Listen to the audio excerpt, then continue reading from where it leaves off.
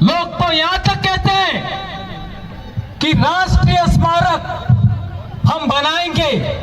अरे हम कहना चाहते हैं ये जब भी करो तब करो, शेड्यूल्ड एरिया में, आदिवासी क्षेत्र में अंग्रेजी शराब की दुकानें आज से बंद होनी चाहिए। यह हमारी दूसरी बड़ी मांग है। ये मांग आदिवासी परिवार की नहीं है, ये मांग हम भीलों की नहीं है, ये मांग 300 साल से हमारे संतों की परंपरा, आदिवासियों के संतों का आंदोलन की देन है। इसे यहां पूरा किया जाना चाहिए, ये बात हम कहना चाहते हैं। एक और बड़ी बात आप लोगों ने लगातार देखा, यहां पर किताबों का भी विमोचन हुआ और भील दर्शन किताब का विमोचन हुआ, जल जंगल जमीन किताब का भी विमोचन हुआ। वो किताबें आपको लेनी चाहिए, ये बात मैं कहना चाहता हूं। एक था कि यहां पर हमारा बस्तर कोंडा गांव से आदिवासियों का रेला पाटा देखा आपने।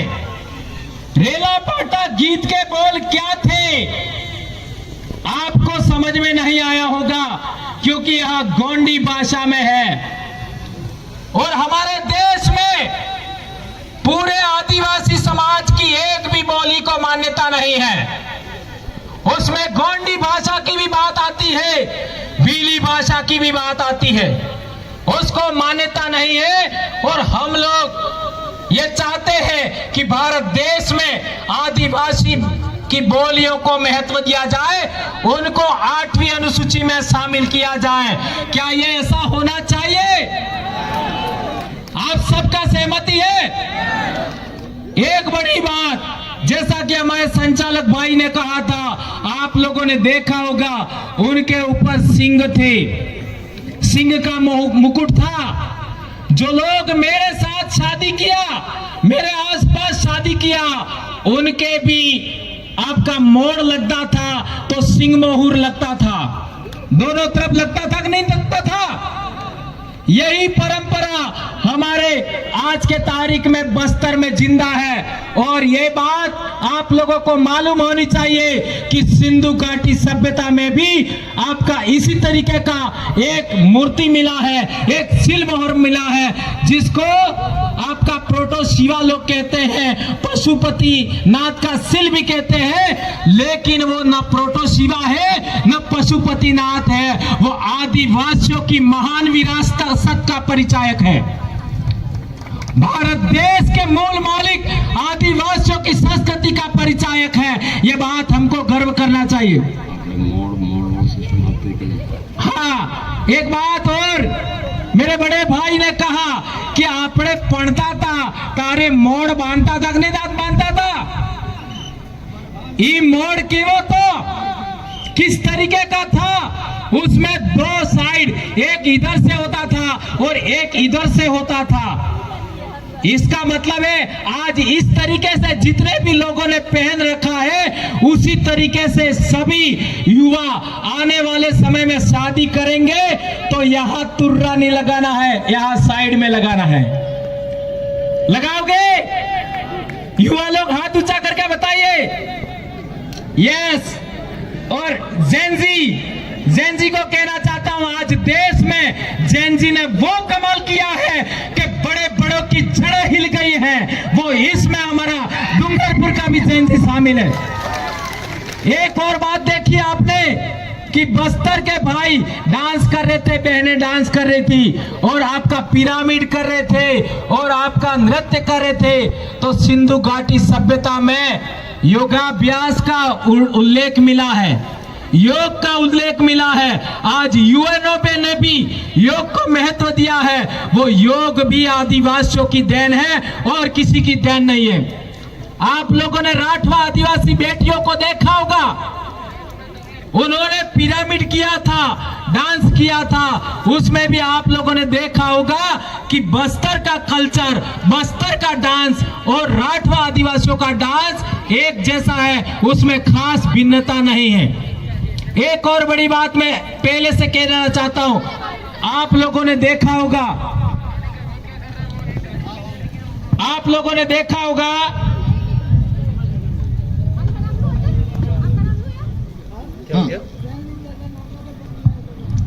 आप लोगों ने देखा होगा कि कई लोग बोलते हैं कि हमारा इतिहास इतने हजार साल से है। कोई कहता है कि हमारा अनादिकाल से हमारा इतिहास है, हमारा धर्म है। मैं उन सभी लोगों को कहना चाहता हूं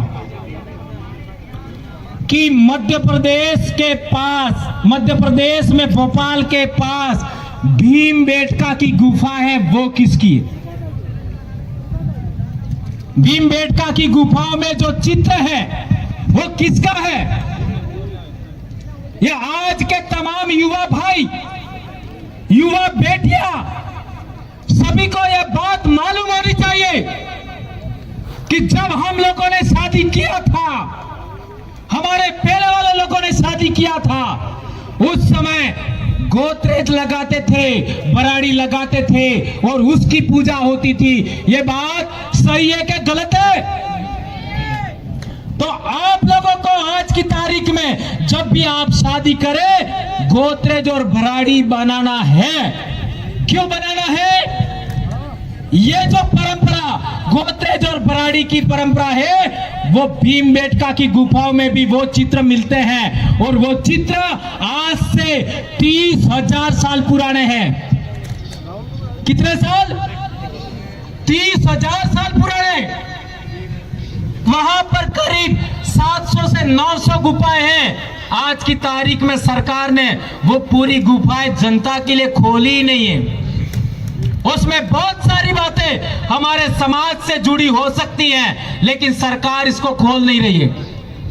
एक दूसरी बात, आज जो ये लड़कियां छोटा उदयपुर वाली आई थी, उनके इलाके में पिठोरा पूजा होता है।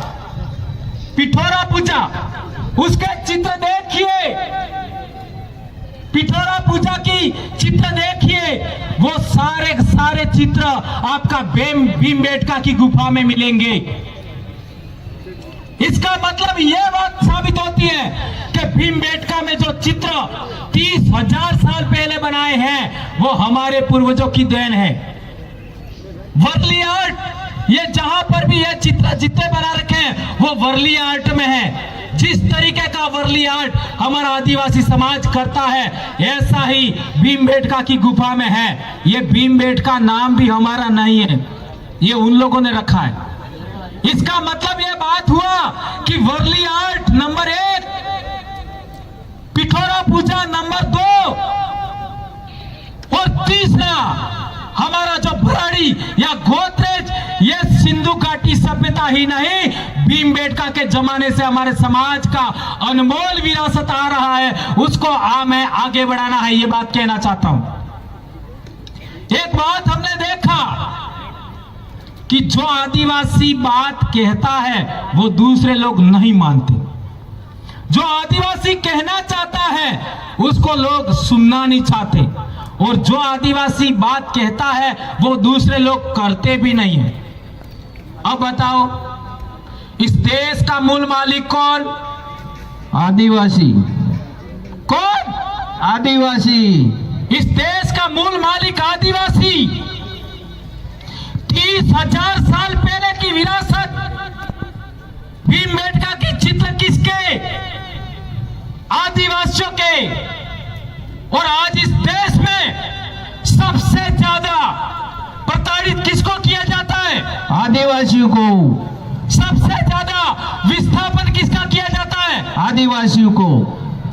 और सबसे ज्यादा जेलों में कौन बंद है? आदिवासी।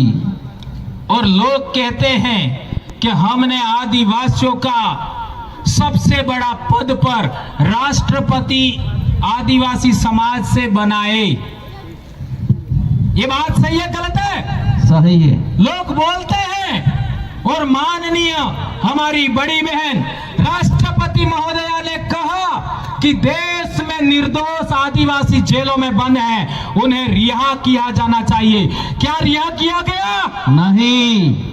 तो आज डूंगरपुर की धरती से हम कहना चाहते हैं, पूरे देश के शासक वर्ग से कहना चाहते हैं, जो निर्दोष आदिवासी जेलों में बंद है उनको रिहा किया जाना चाहिए। ये बात हम कहना चाहते हैं। क्या ये बात होनी चाहिए? बताइए हाथ ऊंचा करके कौन कौन ये चाहते हैं। ये फोटो ले लीजिए। देश भर में जेलों में बंद आदिवासी हैं, उनको रिहा किया जाना चाहिए। यह हमारी पहली बड़ी मांग है। दूसरी बड़ी बात, संत मावजी महाराज के जमाने से डूंगरपुर की धरती पर दारू का विरोध हो रहा है। दारू नहीं बिकना चाहिए, ये बात हो रहा है। इसके बाद संत सुरमाल महाराज ने आंदोलन चलाया।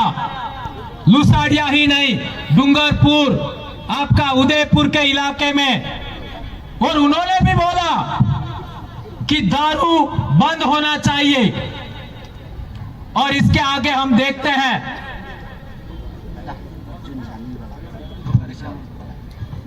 इसके बाद हम देखते हैं कि संत गोविंद गुरु महाराज ने भी आंदोलन चलाया, भक्ति का आंदोलन।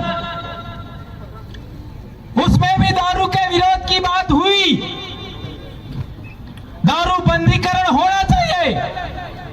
और हमारे 1507 वीर भगत मानगढ़ पर अंग्रेजों की गोलियां और दूसरे लोगों की गोलियों का शिकार हुए।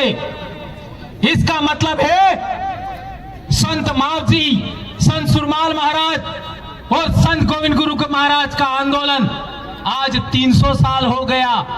क्या सरकारों ने दारू बंदीकरण किया? नहीं किया है। तो 300 साल का हमारा आंदोलन, हमारे बाप दादाओं का, हमारे संतों का, जिन्होंने इतना बलिदान दिया मानगढ़ पर, उनका क्या हुआ?